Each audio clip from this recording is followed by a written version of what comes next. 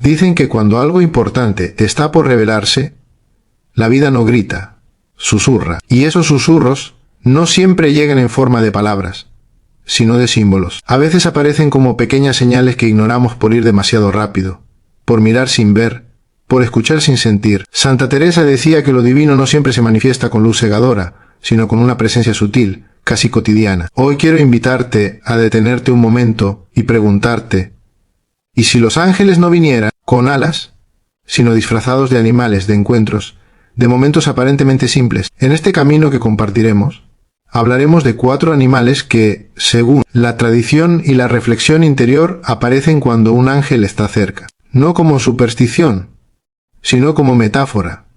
Señales que nos recuerda que no estamos solos, que algo dentro de nosotros está despertando y que quizás es hora de escuchar. Lo que la vida intenta decir, las señales llegan en silencio, porque la vida no necesita levantar la voz para ser profunda. Estamos acostumbrados al ruido, a las respuestas rápidas, a los mensajes claros y directos. Por eso muchas veces creemos que lo importante vendrá acompañado de anuncios espectaculares. Sin embargo, lo esencial casi nunca irrumpe, aparece despacio, como quien no quiere molestar. Una sensación repentina, un encuentro inesperado, un detalle mínimo que se repite sin explicación aparente. No es que las señales no estén, es que suelen llegar cuando estamos distraídos mirando en otra dirección. El silencio no es ausencia, es lenguaje. En él se esconden las preguntas que no nos animamos a formular y las respuestas que aún no estamos preparados para escuchar. Cuando algo quiere guiarnos de verdad, no lo hace empujando, lo hace invitando. Una señal silenciosa no obliga, propone, nos deja el espacio necesario para elegir, para dudar, para interpretar. Y ahí está su fuerza, porque solo lo que elegimos conscientemente puede transformarnos. Muchas veces esperamos que la vida nos hable como un maestro severo, con instrucciones claras y advertencias evidentes. Pero la vida se parece más a un narrador paciente que deja pistas a lo largo del camino. Una frase que escuchamos por casualidad, un animal que aparece en un momento preciso, un recuerdo que vuelve sin ser llamado. Nada de eso hace ruido, pero todo deja huella. El problema no es la falta de señales, sino la prisa con la que atravesamos los días, sin detenernos a sentir lo que sucede debajo de la superficie. El silencio incomoda porque nos enfrenta a nosotros mismos. Cuando el ruido se apaga, ya no hay distracciones que nos protejan. Por eso muchas señales pasan desapercibidas, requieren pausa, atención, presencia. Requieren que bajemos la velocidad y aceptemos no entenderlo todo de inmediato. Una señal silenciosa no busca ser descifrada como un código, sino sentida como una resonancia interna, algo que no se explica del todo pero se reconoce. A veces las señales llegan cuando estamos cansados, cuando sentimos que algo no encaja, cuando una etapa se está cerrando sin que sepamos cómo abrir la siguiente. No vienen a resolvernos la vida, vienen a acompañarnos mientras aprendemos a caminar de otra manera. Son pequeñas confirmaciones de que el camino no está vacío, de que incluso en la duda hay sentido, incluso en la confusión hay dirección. Escuchar el silencio no significa aislarse del mundo, sino habitarlo con más conciencia. Significa prestar atención a lo que se repite, a lo que insiste suavemente, a lo que vuelve una y otra vez sin explicación lógica. Las señales silenciosas no se imponen porque respetan nuestro proceso. Esperan y seguirán esperando hasta que estemos listos para verlas, no con los ojos, sino con esa parte interna que reconoce cuando algo es verdadero sin necesidad de pruebas. Cuando aprendemos a valorar el silencio, dejamos de exigirle a la vida respuestas inmediatas y empezamos a dialogar con ella de otra forma. Ya no preguntamos qué hacer, sino qué estamos sintiendo. Ya no buscamos certezas absolutas, sino coherencia interna. Y en ese espacio más honesto, las señales empiezan a revelarse con naturalidad, no como milagros, sino como recordatorios constantes de que hay un orden más profundo acompañándonos. Incluso cuando parece que todo está en pausa, incluso cuando nada parece moverse, incluso cuando lo único que se percibe es ese silencio lleno de significado que sigue hablando despacio, muy despacio. Los animales como símbolos del alma aparecen cuando las palabras ya no alcanzan para explicar lo que sentimos. Desde tiempos antiguos, el ser humano ha proyectado en ellos aquello que no sabía nombrar: el miedo, la fuerza, la paciencia, la libertad. No porque los animales tengan respuestas mágicas, sino porque su sola presencia despierta algo interno que estaba dormido. Al mirarlos, no pensamos, recordamos. Algo profundo se activa, como si una parte de nosotros entendiera sin necesidad de traducir. Cada animal encarna una energía particular. El ave no solo vuela, también nos habla del deseo de elevarnos por encima de lo cotidiano. El lobo no es solo soledad, es fidelidad a la propia naturaleza. El caballo no representa únicamente un movimiento, sino la potencia contenida, que sabe cuándo avanzar y cuándo detenerse. Estos símbolos no funcionan igual para todos, porque el alma no habla un idioma universal, sino uno íntimo, construido a partir de experiencias, heridas, búsquedas y silencios personales. Cuando un animal aparece de forma insistente en nuestra vida, en sueños, encuentros inesperados, imágenes que se repiten, no viene a decirnos algo nuevo, sino a recordarnos algo olvidado, tal vez una parte nuestra que fue silenciada.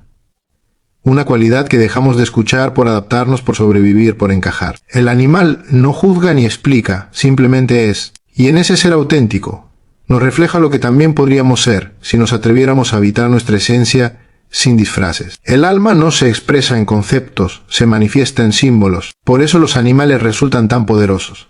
No discuten con la mente, dialogan directamente con lo interno. No nos piden que entendamos, nos invitan a sentir. Y sentir, en un mundo que privilegia la razón, se vuelve un acto casi revolucionario. Reconocer un símbolo es permitir que algo nos atraviese sin controlarlo.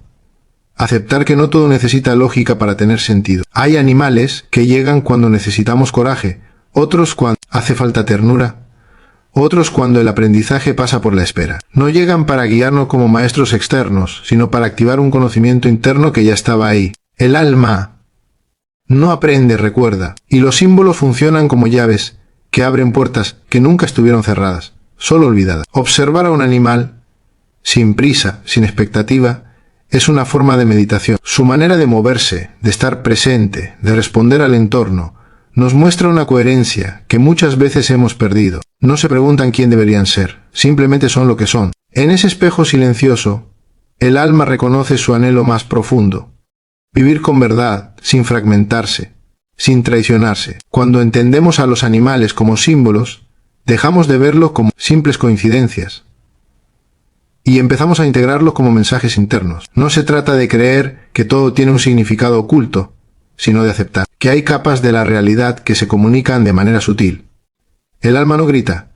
Su lenguaje es simbólico, delicado, persistente. Y los animales, con su presencia simple y honesta, se convierten en mensajeros de ese mundo interior que espera ser escuchado, no desde la mente, sino desde ese lugar profundo donde la intuición reconoce la verdad sin necesidad de pruebas, sin necesidad de explicaciones finales, sin necesidad de cerrar el significado porque el símbolo sigue, vivo, moviéndose, transformándose, acompañándonos en silencio. Mientras el alma continúa hablando a través de imágenes que no buscan ser entendidas del todo, sino sentidas en lo más hondo. La presencia invisible, impacto real, nos recuerda que no todo lo que transforma se puede ver. Vivimos en una cultura que confía casi exclusivamente en lo tangible, en lo que se puede medir, tocar o demostrar. Y sin embargo, las experiencias más decisivas de nuestra vida suelen ser invisibles. Un pensamiento que cambia de rumbo, una intuición que nos detiene a tiempo, una calma inesperada en medio del caos. Nada de eso deja huellas físicas, pero todo deja consecuencias profundas. Lo invisible no es lo inexistente, es simplemente aquello que opera en otro nivel, así como el viento no se ve, pero mueve árboles enteros. Hay presencia que no se anuncian y aún así modifican el curso de lo que somos. A veces se manifiestan como una sensación de acompañamiento, otras como una fuerza tranquila que sostiene cuando todo parece desmoronarse. No hacen ruido, no reclaman atención, no buscan reconocimiento, pero su efecto se nota mucho. Después, cuando miramos atrás y entendemos que algo nos sostuvo sin que supiéramos cómo, la mente suele desconfiar de lo que no puede controlar. Por eso tendemos a minimizar las experiencias sutiles, a llamarlas coincidencias o casualidades. Sin embargo, hay momentos en los que la lógica no alcanza para explicar por qué seguimos adelante, por qué no nos rendimos, por qué elegimos un camino que luego resultó ser el correcto. En esos espacios aparece la idea de una presencia que no empuja, pero acompaña, que no decide por nosotros, pero influye suavemente en nuestras elecciones. El impacto real de lo invisible se revela en los cambios internos. Nadie desde afuera puede ver cuándo recuperamos la esperanza, cuándo soltamos un miedo antiguo, o cuando empezamos a confiar otra vez. Pero esas transformaciones redefinen la forma en que caminamos el mundo. Una presencia invisible no nos quita las dificultades, nos cambia la manera de atravesarlas. Y eso, aunque no se vea, lo cambia todo. Hay presencias que se sienten más en los momentos de quietud que en los de acción. Cuando bajamos la guardia, cuando dejamos de luchar contra todo, cuando aceptamos no tener el control, en esos instantes, algo parece acomodarse por dentro. No es una voz clara y una imagen definida, es más bien una certeza suave, una sensación de estar en el lugar correcto, aún sin entender del todo por qué. El impacto de lo invisible también se nota en la coherencia. Cuando una decisión nace de un lugar profundo, aunque no sepamos explicarla, suele sostenerse en el tiempo. No necesita validación externa, porque está alineada internamente. Esa alineación muchas veces es fruto de una presencia silenciosa que nos ayudó a escuchar mejor, a distinguir entre el miedo y la intuición, entre el impulso y la verdad interna. Confiar en lo invisible no significa negar la realidad, sino ampliarla. Aceptar que no todo lo importante se presenta de forma evidente nos vuelve más atentos, más humildes, más receptivos. Empezamos a percibir matices, señales pequeñas, cambios sutiles en nuestro estado interior. Y con esa sensibilidad, la vida deja de ser solo una sucesión de hechos para convertirse en una experiencia con profundidad. La presencia invisible no busca ser probada, busca ser reconocida. Su impacto no se mide en resultados inmediatos, sino en procesos silenciosos que maduran con el tiempo. Actúa en lo profundo, donde nacen las decisiones auténticas, donde se reconstruye la confianza, donde el sentido empieza a tomar forma sin necesidad de explicación, claras, sin necesidad de certezas absolutas, acompañando desde un lugar que no se ve pero se siente, sosteniendo sin invadir, guiando sin imponer, dejando huellas internas que solo se reconocen cuando uno se detiene a mirar hacia adentro y descubre que algo cambió, que algo se fortaleció, que algo estuvo ahí todo el tiempo sin mostrarse, generando un impacto real en la forma de vivir, de elegir, de seguir adelante incluso cuando no había razones visibles para hacerlo. Escuchar antes de entender implica un cambio profundo en la manera en que nos relacionamos con la vida. Desde pequeños, aprendemos a valorar la comprensión inmediata, la respuesta correcta, la explicación lógica. Queremos saber qué significa algo antes de permitirnos sentirlo. Sin embargo, hay experiencias que no se revelan a través del entendimiento, sino a través de la escucha. No una escucha pasiva, sino una presencia abierta, disponible, sin la ansiedad de resolverlo todo. Escuchar es un acto de humildad. Significa aceptar que no tenemos todas las respuestas y que tal vez no las necesitamos de inmediato. Cuando escuchamos de verdad, suspendemos el juicio, dejamos de anticiparnos, permitimos que lo que llega nos atraviese sin resistencia. En ese espacio, lo importante no es interpretar, sino recibir, porque muchas veces la comprensión llega después, como una consecuencia natural de haber estado atentos. La vida habla constantemente, pero no siempre en un idioma racional. Se expresa en sensaciones, en intuiciones, en movimientos internos difíciles de nombrar. Si intentamos entender antes de escuchar, filtramos el mensaje a través de nuestras creencias, miedos y expectativas. Escuchar primero es permitir que el mensaje llegue completo, sin distorsiones, sin interrupciones internas. Escuchar también requiere tiempo. No todo se revela en el primer contacto. Algunas verdades necesitan madurar, asentarse, repetirse. Por eso la prisa es enemiga de la escucha. Cuando vamos rápido, solo oímos lo que confirma lo que ya sabemos. Escuchar de verdad implica detenerse, sostener el silencio, tolerar la incomodidad de no entender todavía. En las relaciones humanas, escuchar antes de entender transforma el vínculo. Muchas veces no necesitamos una solución ni un consejo, sino ser escuchados sin ser analizados. Lo mismo ocurre con nosotros mismos. El diálogo interno suele estar lleno de interpretaciones rápidas, de exigencias, de conclusiones anticipadas.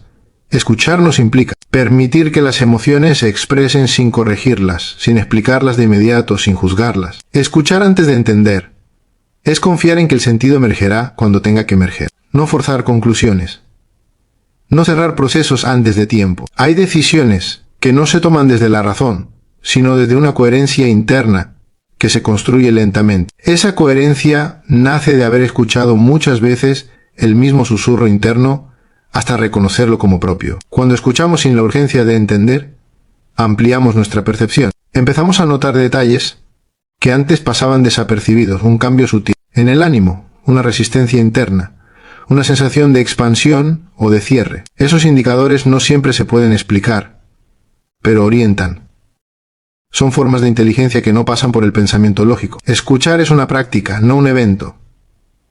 Requiere disposición constante, apertura, paciencia. Implica aceptar que no todo tiene una explicación clara y que eso no lo vuelve menos verdadero. Al contrario, algunas verdades solo se sostienen mientras no se las encierra en conceptos rígidos. Entender demasiado rápido puede ser una forma de defensa, una manera de evitar sentir. Cuando aprendemos a escuchar antes de entender, dejamos de pelear con la incertidumbre y empezamos a convivir con ella. Descubrimos que no saber no es una carencia, sino un espacio fértil. En ese espacio, algo se acomoda internamente, algo encuentra su lugar sin ser empujado. La comprensión, cuando llega, lo hace de manera más profunda, más integrada, no como una idea aislada, sino como una experiencia vivida que ya estaba gestándose desde el momento en que decidimos escuchar sin exigir respuestas inmediatas, sin clausurar el proceso, permitiendo que el sentido se revele a su propio ritmo, de forma orgánica, silenciosa, fiel, a la verdad interna que solo se muestra cuando ha sido escuchada el tiempo suficiente para ser reconocida como propia. No estamos solos.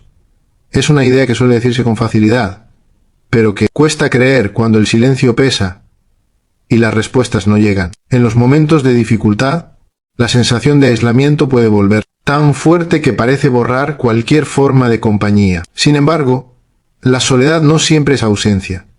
Muchas veces es percepción. Creemos estar solos porque no vemos, porque no oímos, porque esperamos una presencia concreta y descartamos todas las demás formas en las que el acompañamiento puede manifestarse. Desde muy temprano aprendemos a asociar estar acompañados con la presencia física de otros. Pero a lo largo de la vida descubrimos que hay apoyos que no se tocan ni se nombran. Hay fuerzas que sostienen sin mostrarse, vínculos que operan incluso en la distancia, memorias afectivas que nos dan impulso cuando el ánimo flaquea. No estamos solos porque somos parte de algo más amplio, aunque no sepamos definirlo con exactitud. A veces esa compañía se siente como una intuición que nos guía, como una certeza suave que aparece cuando estamos a punto de rendirnos. Otras veces se manifiesta a través de personas que llegan en el momento justo, sin saber exactamente por qué, pero diciendo lo que necesitábamos escuchar. No siempre se trata de grandes gestos.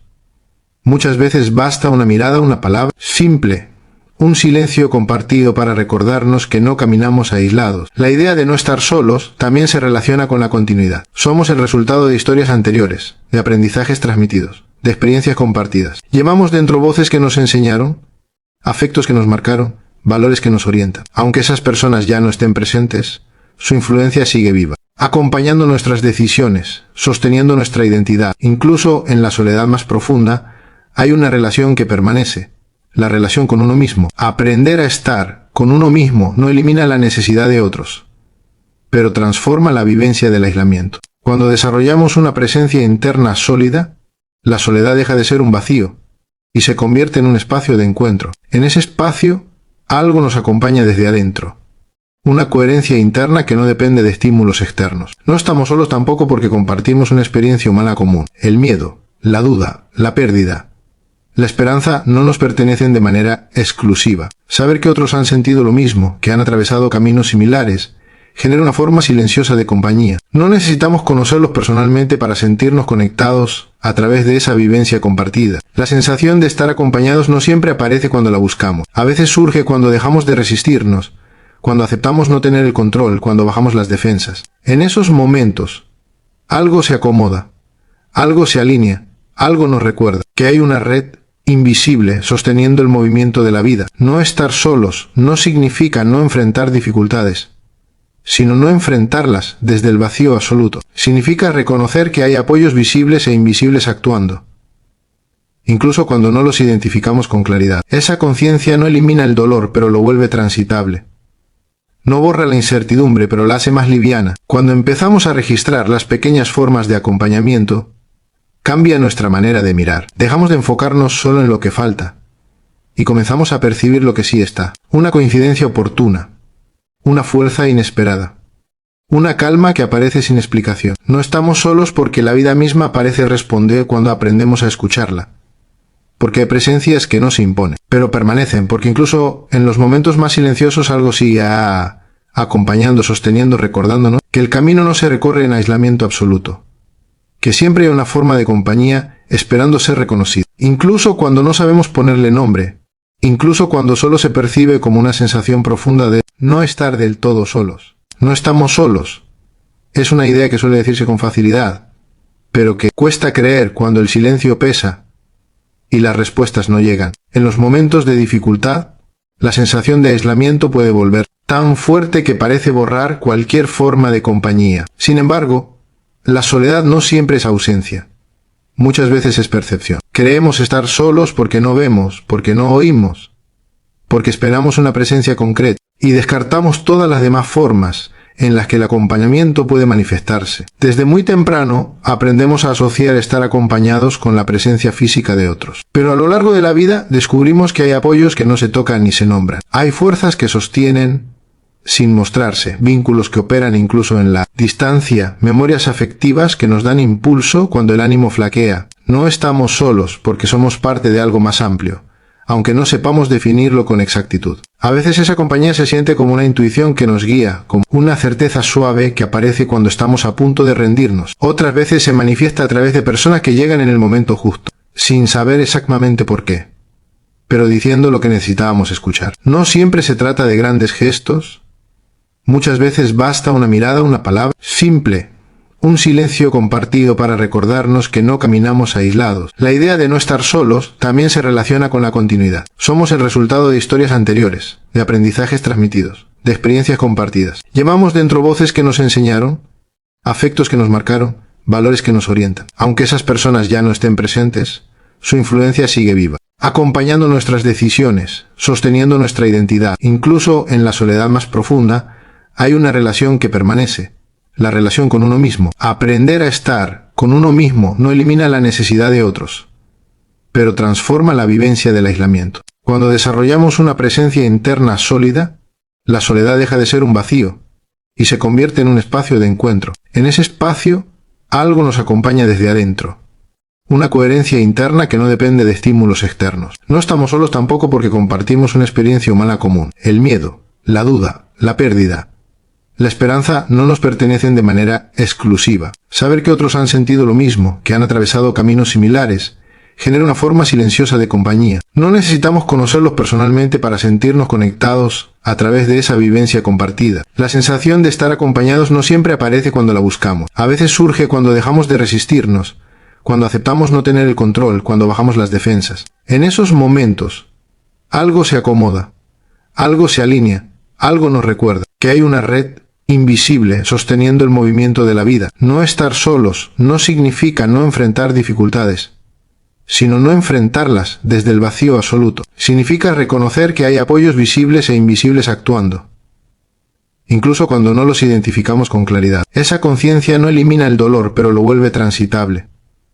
No borra la incertidumbre, pero la hace más liviana. Cuando empezamos a registrar las pequeñas formas de acompañamiento, cambia nuestra manera de mirar. Dejamos de enfocarnos solo en lo que falta y comenzamos a percibir lo que sí está. Una coincidencia oportuna, una fuerza inesperada, una calma que aparece sin explicación. No estamos solos porque la vida misma parece responder cuando aprendemos a escucharla.